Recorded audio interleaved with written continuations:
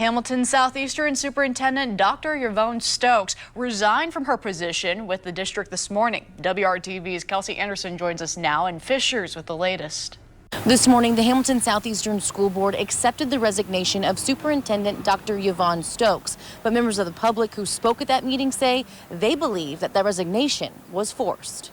Do I have a motion to approve Dr. Stokes' resignation and agreement as presented? On Wednesday morning, Superintendent Dr. Yvonne Stokes' resignation was approved by the Hamilton Southeastern School Board.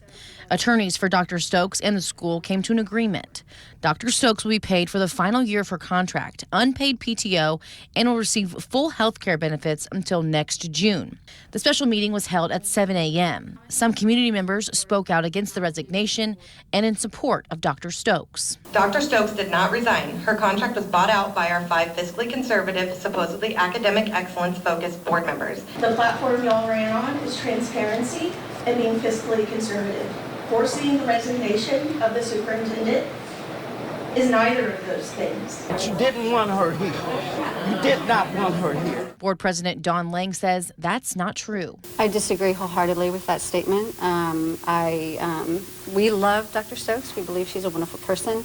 She chose to step forward and resign, and we're honoring her request. One parent at the meeting didn't want to go on camera and speak against the former superintendent in fear of retaliation against her and her kids, but tells me she didn't like the way the superintendent was hired because of her lack of credentials and qualifications. I think it's interesting for people to search and try to find an answer as to why, especially in light of the situation.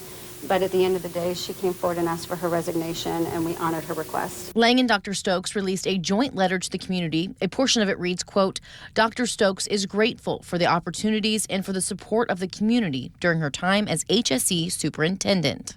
In Fishers, Kelsey Anderson, WRTV.